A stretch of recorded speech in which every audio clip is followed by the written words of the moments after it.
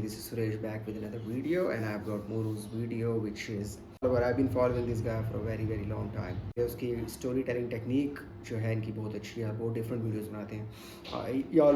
He makes sure he always brings something new. MMS वाला इनका कोई वो आया था, सीरीज आई थी इनकी, इसमें 3 किरदार इन्होंने किए थे. वो जो एक MMS जो है लीक हो जाता है एक लड़की का, और क्या नाम था, I'm sorry I don't remember it. Still is something that I want to check out because Hinduism के बारे में मैंने बात is something that I really want to see. और वैसे तो मुझे पता है क्योंकि मेरे बहुत से मुस्लिम दोस्त हैं, तो वो तो मोस्ट ऑफ द चीज़ें और सारे लकीली बहुत ही रिस्पेक्टफुल हैं. Let's just check it out. So 3, 2, 1 go. सलाम, नमस्ते, नमस्कार और सत श्री अकाल. तो भाई हिंदू मज़हब बर सग़ीर में पाकिस्तान और बांग्लादेश में तो माइनॉरिटी में अक़लियत में पाया जाता है, मगर फिर भी यहाँ का सबसे ज़्यादा फॉलोड रिलीजन है और सबसे पुराना भी है. मतलब इनकी जड़ें इस ज़मीन में बहुत अरसे से हैं कि इंडस वैली सिविलाइजेशन पे भी शक किया जाता है कि वो शिवा की पूजा करते थे. मतलब हिंदू ऋग्वेदा के पहले गीत जो हैं वो 1500 से 2000 साल इस्लाम से पहले आए. महाभारत और रामायण की भी एपिक्स जो हैं वो 500 से 1000 साल इस्लाम से पहले आए.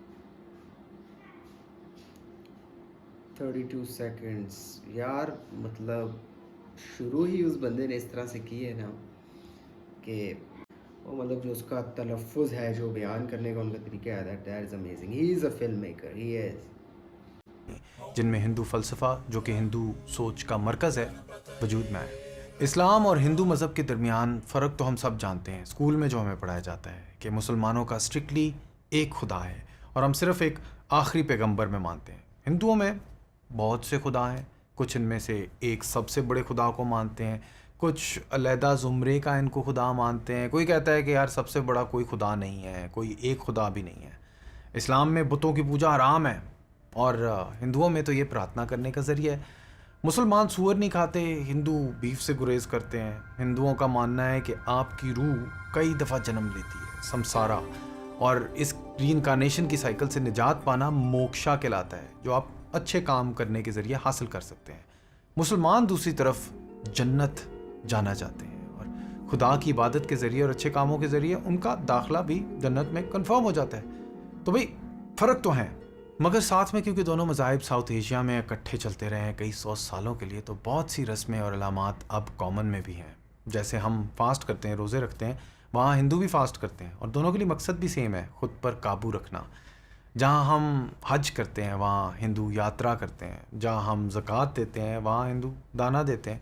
मुसलमान अगर खुदा की याद में 5 वक्त नमाज पढ़ता है तो हिंदू मंत्रे के ज़रिए अपने ईश्वर और भगवान को याद रखता है.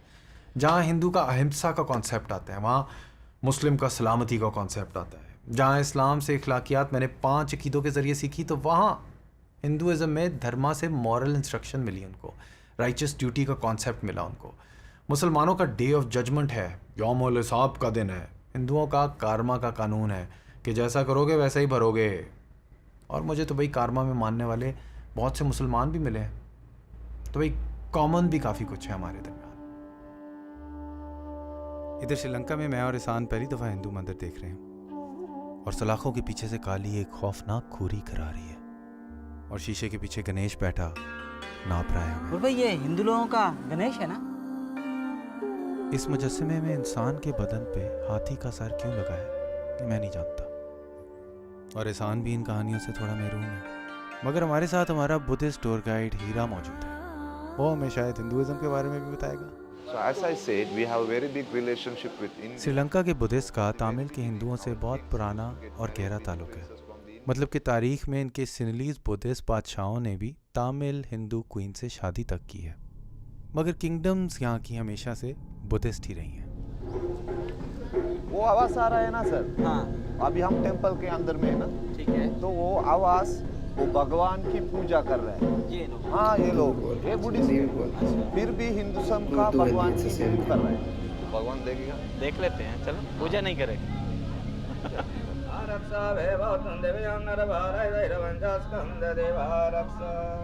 जैसे ही मैं वो जहाँ पे प्रार्थना हो रही थी, थालियाँ दे रहे थे, मुझे एकदम से ना कुछ अजीब सी अंदर से फीलिंग आना शुरू हुई. फिर कुछ दुआ मुझे आती थी, औज़ बिल्लाहि मिनश शैतानिर रजीम, ला हौला वला कुव्वता इल्ला बिल्लाहिल अलिय्यिल अज़ीम और अस्तगफिरुल्लाह, ये काफ़ी देर में पढ़ता रहूँ और मैं फूंकता रहूँ, उल्टे हाथ सीधे हाथ अपने ऊपर भी। It's all good good good good man. Sri Lanka में मैंने देखा है हिंदू, मुस्लिम, बुद्धिस्ट और क्रिश्चियन सब साथ रहते हैं और उनकी इबादतगाहें भी साथ साथ हैं। कहीं देखता हूँ तो मुझे बुद्धा के स्तूपा नज़र आते हैं, कहीं देखता हूँ तो मुझे चर्च नज़र आते हैं, कहीं पे मुझे मंदिर नज़र आते हैं, कहीं पे मस्जिद है। यार कमाल है। यहाँ पे एक खातून का इलाज किया जा रहा है जिनका मसला हमें मालूम नहीं है, लेकिन बुरी स्पिरिट यानी कि बैड रूह, बुरी स्पिरिट निकाली जा रही है। हिंदुओं में जो मन को शांति पहुंचाने के लिए किया जा रहा है वो काफ़ी सिमिलर है मुसलमानों में रूह को जिन्नात से आज़ाद करने के। क्या इन रिवायात की भी कोई कॉमन जड़ है?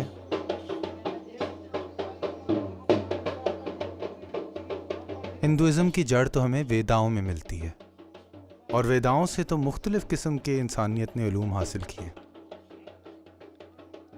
आयुर्वेदा के ज़रिए तिब्बी इलाज हो रहे हैं भाई, जिसने हिंदू मज़हब के साथ वेदाओं में ही जन्म लिया, मगर इसका मकसद थोड़ा फ़र्क था कि इंसान की सेहत और वेलबींग, जो कि इसने हर मज़हब के इंसान को बचाई है। आयुर्वेदा से निकले टोटके वेस्टर्न मेडिसिन ने भी उठा लिए हैं। अब तो तिब्बी इल्म है ये, जो कि हिंदुओं के बाद बुद्धिस्ट ने भी आगे उनसे भी ज़्यादा फैलाया।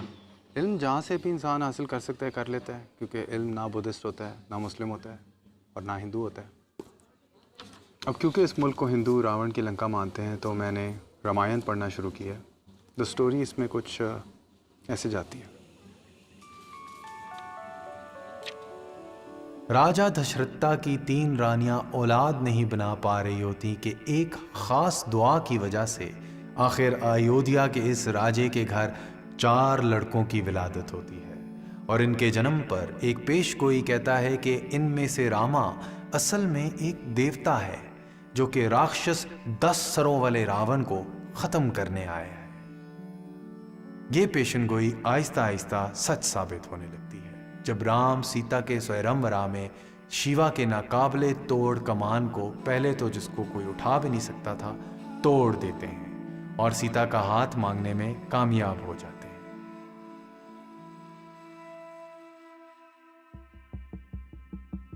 राम राजा बनने के ट्रैक पर ही थे कि कायकी रानी, जिनके दिल में मंथरा उनकी दासी ने राम के खिलाफ जहर भर दिया था, दशरथ राजा को उनके 2 वादों का इस्तेमाल करने का कहती है और दशरथ से कहती है कि राम को 14 साल के लिए जंगल में एक्साइल कर दिया जाए और उसके बेटे भारता को उसकी जगह बादशाह बनाया जाए। और जबकि राजे का दिल तो टूटता है इस काम पर वो अपना वादा पूरा करता है। Pausing on 647, it's भरत, लेकिन ठीक है, इट्स ओके। आई मीन उसकी जब आप उर्दू में पढ़ते हो दैट प्रोनाउंसिएशन डिफरेंट हो जाती है उसकी, दैट्स अंडरस्टैंडेबल। और राम भी अपने वालिद का हुक्म का एहतराम करते हैं, अपना फ़र्ज़ पूरा करते हैं।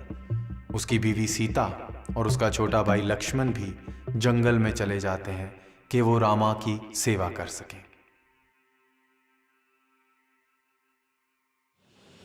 यहाँ तक तो मैं रामायण से जो धर्मा का मतलब समझ पा रहा हूँ वो ऐसे है जैसे मुसलमानों के फ़र्ज़ होते हैं, हमारी राइचस ड्यूटी, जो कि राम ने पूरी की अपने बाप का हुक्म मान के। जंगल में राम का रावणा की बहन सुपर्णका से इनकाउंटर होता है, जिसकी ज़ाहिरी सूरत भयानक और गलीज़ बयान की गई है। सुपर्णका लक्ष्मण और राम से शादी का प्रपोज़ल करती है और जब दोनों उसका इनकार कर देते हैं तो वो सीता को नुकसान पहुंचाने की कोशिश करती है। इस पर लक्ष्मण उसका नाक और कान काट देता है। बेइज्जत होकर जब सुपर्णखा अपने भाई रावण के पास वापस आती है और उसे हादसात बयान करती है और साथ में सीता की खूबसूरती को ऐसे बयान करती है कि रावण का दिल भी सीता पर आ जाता है।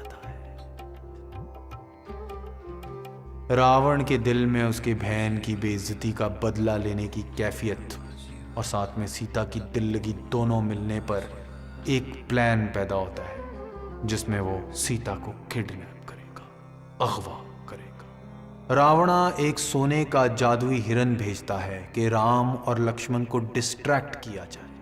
सीता इस हिरन को देख के मुतासिर होती है और रावण मौके का फ़ायदा उठा के सीता को अगवा कर लेता है। अगवाई के रास्ते में सीता अपने जेवरात जमीन पर गिराई जाती है कि उसके ट्रेल से राम उसे ढूंढ पाए।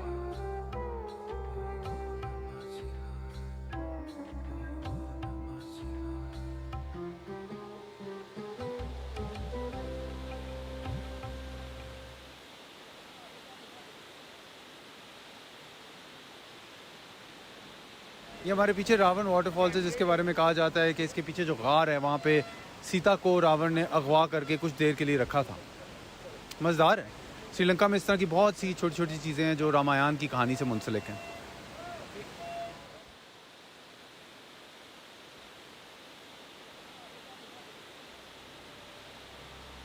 यहाँ हनुमान की एंट्री होती है, जो कि राम का वफादार होता है। एक बड़ी छलांग मारता है, दुनिया की सबसे बड़ी छलांग, जिससे वो बहर पार करके लंका पहुंच जाता है। वहां वो सीता को राम का पैगाम देता है कि राम उनको रेस्क्यू करेंगे, उनकी हौसला अफजाई करता है। मगर निकलते हुए हनुमान की दुम को रावणा के राक्षस आग लगा देते हैं। इस आग का हनुमान फायदा उठाते हैं और इसी आग से लंका के कुछ हिस्सों को आग लगा देते हैं। राम की मदद से हनुमान की बंदर फौज समुंदर पार एक पुल बनाती है, जिसको पार करने पे एक बहुत ड्रामेटिक जंग होती है। अगर आप पढ़े तो आपको बड़ा मजा आएगा, मगर स्पॉइलर मैं आपको यहाँ पे वैसे भी दे देता हूँ। जबकि रावण एक काबिल जंगी होता है, क्योंकि रामा को उसके भाई ने उसकी कमजोरी बता दी होती है, उसका नाफ। तो राम एक खास तीर लेके 10 सरों वाले रावण को मार देता है। और मारने के बावजूद राम रावण के इल्म और उसकी कॉम्बैट स्किल्स को रिस्पेक्ट देता है, इज्जत देता है और सीता को रेस्क्यू कर लेता है।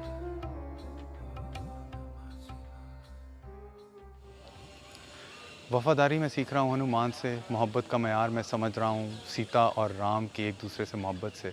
लक्ष्मण से मैं बेलालच खिदमात और रिश्तों के अहम सबक सीख रहा हूँ यार। हिम्मत और इंसाफ के बारे में मैं सीख रहा हूँ। थोड़ा माफ़ कीजिएगा, सीख रहा हूँ। सीता को बचाने के बाद उस पर लोग शक करने लगते हैं कि रावण के साथ अगवाई में उसकी पाकीज़गी, उसकी प्योरिटी क्या अभी तक बरकरार है। तो अपनी इफ़्फ़त को साबित करने के लिए वो अग्नि परीक्षा आग में चली जाती है और बिना किसी चोट बाहर आ जाती है कि उसका पवित्र अभी तक बरकरार है। मर्द को जब शक हो जाए ना औरत पे, तो रिश्ते वाकई मसलों में पड़ जाते हैं। और अगर समाज को शक हो जाए औरत पर, तो और भी बड़े मसले पड़ जाते हैं। मर्द कभी असल में यकीन से नहीं कह सकता ना कि पैदा होने वाले बच्चे क्या वाकई उसके हैं। औरत के तो पेट में से निकलते हैं, इसीलिए शायद ज़्यादा पोजेसिव होते हैं मर्द। औरत की इज़्ज़त का मामला बन जाता है। पेट्रियार्कल वैल्यूज़ की अक्कासी कर रही है ये किताब।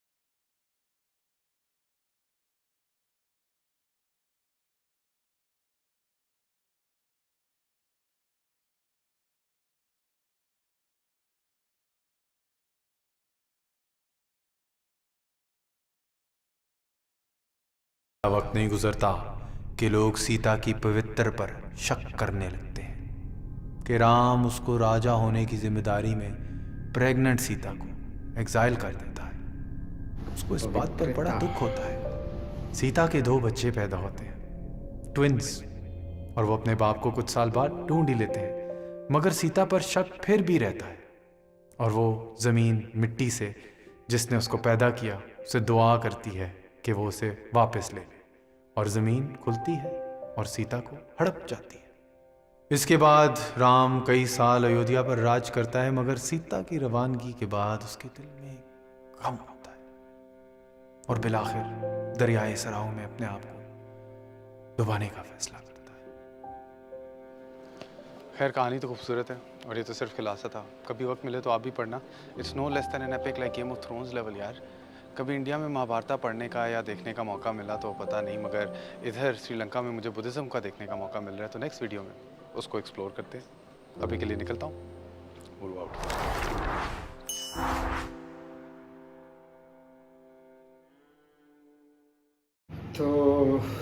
that was the video. First of all, जो है I'm pretty sure कि ट्रांसलेशन डिफरेंट है. उर्दू में ट्रांसलेशन आपने पढ़ी है बिकॉज जो ओरिजिनल वेद शास्त्र है वो हिंदी में या संस्कृत में है, राइट. तो उर्दू में ट्रांसलेट बहुत से लोगों ने किया है. अभी रिसेंटली मैं फेसबुक के पेज पे एक देख रहा था, वहाँ पे भी रामायण और भागवत उर्दू ट्रांसलेशन में अवेलेबल है. डिफरेंट ट्रांसलेशन अवेलेबल है. दूसरी वाल्मीकि रामायण जो मैंने देखा था जब कवर वो जब बुक खोलते हैं, वाल्मीकि रामायण लिखा था. वाल्मीकि रामायण जो है बहुत बड़ी है, क्योंकि आपने ये जो बुक पढ़ी है काफ़ी छोटी, इतनी मोटी होगी है गैस, क्योंकि मैंने ख़ुद पढ़ी है तो वो तकरीबन इतनी मोटी है. ठीक है. Again I am not sure if we have the actual text available or not, because हम लोग कराची से लेते हैं. ऑब्वियसली वेद शास्त्र जो ओरिजिनल अपनी फॉर्म में है वो संस्कृत में या हिंदी में अवेलेबल है. बहरहाल it's same thing, the story is same. I mean there's a lot to discuss about. I mean it's a long topic, you know. I can keep talking about it for a very long time, but still we have to, I have to go with the main things, the main topics that I get to see in the video. So Hinduism and Buddhism is very much connected. Buddhism, I think Hinduism जैसा कि उन्होंने start में कहा कि सबसे पुराना, और जो है बुद्धिज़्म के बारे में बताया, Buddhism it is connected, very much connected. फिर श्रीलंका में एक बहुत अच्छी चीज़ देखने को मिली कि वहाँ पे मस्जिद भी है, और जो है मॉन्क्स के जो वो होते हैं बुद्धिज़्म के जो है मंदिर वो भी हैं. दैन हिंदूज़ के भी मंदिर हैं. तो it's a great thing. I think ऐसा ही होना चाहिए. फिर सबक जो मिलते हैं एक बेहतरीन भाई होने का, जैसा कि भरत था, एक बेहतरीन पत्नी होने का जो कि सीता माता थी, एक बेहतरीन जो है एक बेटा होने का जो कि श्री रामचंद्र जी थे. फिर बहुत सी चीज़ें हैं. फिर रावण का जो कैरेक्टर है, that is amazing character. There is a lot to learn about. from every perspective, as a filmmaker or as a storyteller, you can learn a lot from that character. So it's a complete scripture for me, Ramayana. What I know of it, obviously I'm not that ज्ञानी person.